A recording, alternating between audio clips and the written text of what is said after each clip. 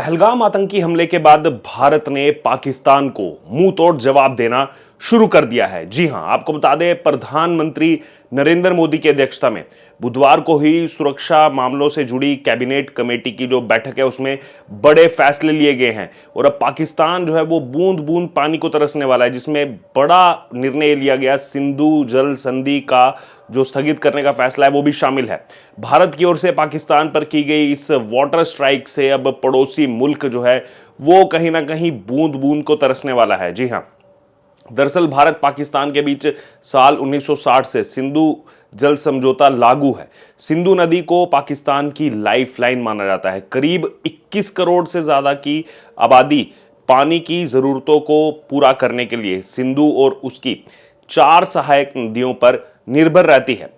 पाकिस्तान की 80% खेती, 80% जो एग्रीकल्चर जो होता है उसके लायक जो भूमि है उसकी, जो कि करीब 16 मिलियन हेक्टेयर है, सिंधु नदी के ही पानी से वो सिंचित होती है। पाकिस्तान में सिंधु और सहायक नदियों के पानी का 90% जो हिस्सा है वो सिंचाई के लिए इस्तेमाल किया जाता है, जिसके बिना पड़ोसी मुल्क पाकिस्तान की अगर बात करें उसके किसानों की कमर टूट जाएगी। वहीं इसके अलावा सिंधु और उसकी सहायक नदियों पर पाकिस्तान के प्रमुख शहर जो हैं कराची, लाहौर, मुल्तान जो हैं वो सीधे तौर पर निर्भर रहते हैं। इतना ही नहीं, तरबेला और मंगला जैसे जो पावर प्रोजेक्ट हैं वो भी इन नदियों के सहारे ही चल रहे हैं। सिंधु जल समझौते के स्थगित होने के साथ ही पाकिस्तान में खाद्य उत्पादन में गिरावट जो है वो भी आ सकती है, जिससे लाखों लोगों के सामने भूख का संकट जो है वो पैदा हो सकता है। पाकिस्तान की जो शहरी वाटर सप्लाई है वो भी इससे रुक जाएगी, जिससे वहां पर अशांति फैलने के भी आसार हैं। बिजली उत्पादन जो है वो ठप होने की आशंका जो है वो जताई जा रही है और इससे पाकिस्तान के कई शहरों पर ब्लैकआउट का खतरा भी मंडरा रहा है। हालांकि एक दिन में नहीं होगा, इसमें समय लगेगा, एक लंबा समय लगेगा। पाकिस्तान में सिंधु, चिनाब, झेलम, रावी समेत कई नदियां जो है वो बहती हैं, लेकिन सिंधु नदी पड़ोसी देश की लाइफलाइन है। सिंधु नदी तिब्बत के मानसरोवर के करीब सिंध का बाब जलदारा जो है वहां से निकलती है और यहां से तिब्बत और उसके बाद कश्मीर के बीच ये बहती है। नदी का जो ज्यादातर हिस्सा है वो पाकिस्तान को ही मिलता है। साथ ही जो घर हैं, घरों तक पहुंचने वाला, पाकिस्तान में जो घर हैं उनके घरों तक पहुंचने वाले पीने के पानी से लेकर खेतों की सिंचाई के लिए पाकिस्तान इसी नदी के पानी पर निर्भर रहता है। इसके अलावा पाकिस्तान की कई जल विद्युत जो परियोजनाएं हैं उनके लिए भी सिंधु नदी काफी अहम है और यही वजह है कि इसे पाकिस्तान में राष्ट्रीय नदी का भी दर्जा हासिल है। अब भारत के साथ जो है ये समझौता रुकने से पाकिस्तान की गंभीर जल संकट जो है पाकिस्तान को उससे गुजरना पड़ सकता है। हालांकि अभी भी आपको बता दूं इसमें समय लगेगा, एक दिन में होने वाला प्रोसेस नहीं है ये। आप सोचिए, भारत ने 1965 की जंग जीती पाकिस्तान के साथ, तब भी सिंधु जल संधि जो है वो स्थगित नहीं की, जबकि उस वक्त भारतीय सेना लाहौर तक कब्जा करने के लिए पहुंच चुकी थी।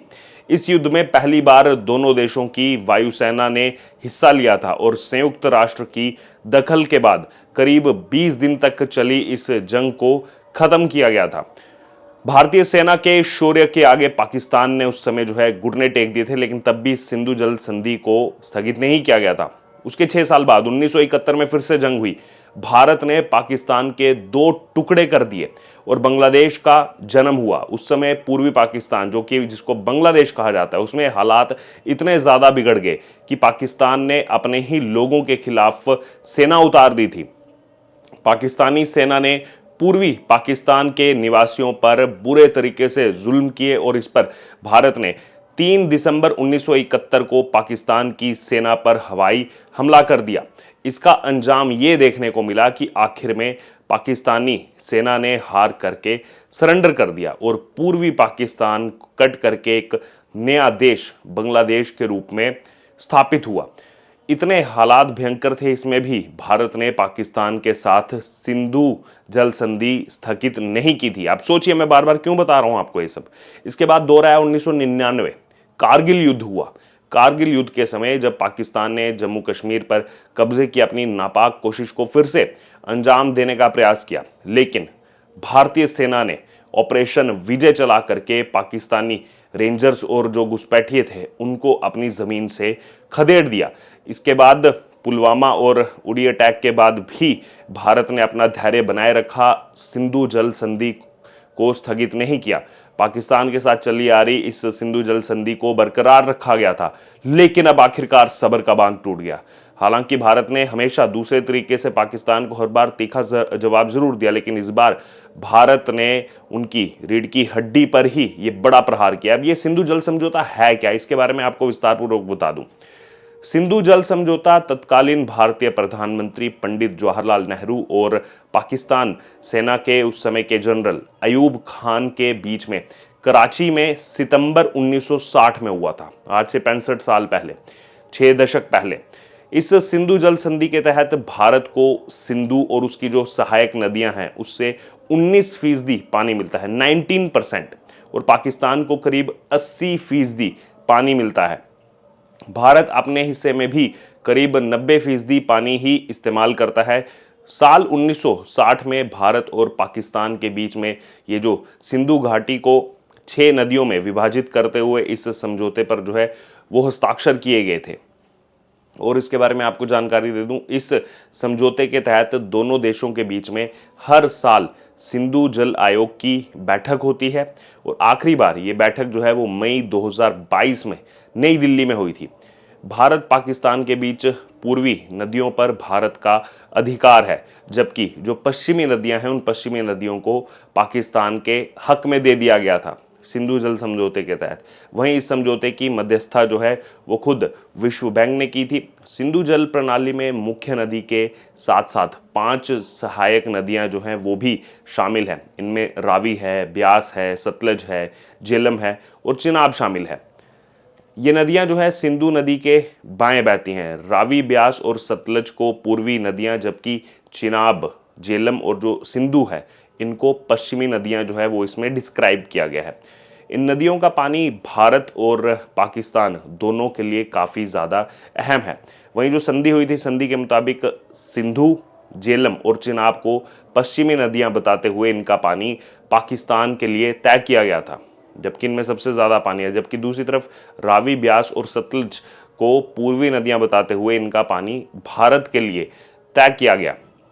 वहीं भारत कुछ अपवादों को छोड़ करके पूर्वी नदियों के पानी का पूरा इस्तेमाल कर सकता है। वहीं पश्चिमी नदियों के पानी का कुछ हिस्सा भी भारत को जो है वो दिया जाता है, और इसका अधिकतर इस्तेमाल जो है वो पाकिस्तान करता है, और इसका इस्तेमाल बिजली बनाने से लेकर सिंचाई के काम में भी होता है। बहरहाल, लेकिन इस वक्त यहाँ पर ये इतनी बड़ी संधि, जो इतने बड़े बड़े युद्ध हुए उस समय भी नहीं रोकी गई थी और इस बार स्थगित की गई है। तो यानी कि आप सोच सकते हैं आने वाले दिनों में और बड़े अपडेट आपको मिलेंगे। और यहाँ पर इस तरीके से ये ज़रूरी था, जब कैंसर पनपता है उस कैंसर को जब अलग किया जाता है तो उसकी मूल जड़ में जाना ज़रूरी है। तो यहाँ पर इसीलिए ये सिंधु जल समझौता जो है इसको यहाँ पर स्थगित करने का फैसला जो है वो केंद्र सरकार की तरफ से लिया गया है। बहरहाल, हमने आपको तमाम डिटेल्स बताई, हालांकि अभी ये शुरुआत है, अभी बहुत कुछ होगा। देखिए, ऐसे मामलों में क्या होता है, सब डिटेल्स पहले बताना भी सही नहीं रहता कि क्या तैयारी है सरकार की, क्या तैयारी है सिक्योरिटी फोर्सेस की। उनको अपना काम करने देना चाहिए और वो अपना काम बखूबी जानते हैं। बस इस समय हर भारतीय को इस तरीके से स्टैंड लेना होगा कि जो भी कदम उठाए सरकार, जो भी आर्मी के साथ मिलकर के कदम उठाए, हम उनके साथ कंधे से कंधा मिला करके खड़े हैं और पाकिस्तान की इस गीदड़ बबकी को इस बार इस तरीके से जो है यहाँ पर ऐसी उन पर स्ट्राइक की जाए या फिर ऐसा कुछ ना कुछ एग्जाम्पल सेट किया जाए जो कि आने वाली उनकी नस्लें दशकों तक, सदियों तक याद रखें। तो हमने आपको सिंधु जल समझौते के बारे में तमाम डिटेल्स दी, कितना ये अहम था, पहले कभी भी ये स्थगित नहीं हुआ लेकिन अब आखिरकार इसको स्थगित किया गया और इसका कितना प्रभाव जो है वो पाकिस्तान को झेलना पड़ेगा। क्या कहना है आपका इस खबर पर, आप जरूर हमारे साथ कमेंट बॉक्स में शेयर करें। बने रहें तमाम अपडेट्स के लिए द डिजिटल रिपोर्टर के साथ। धन्यवाद।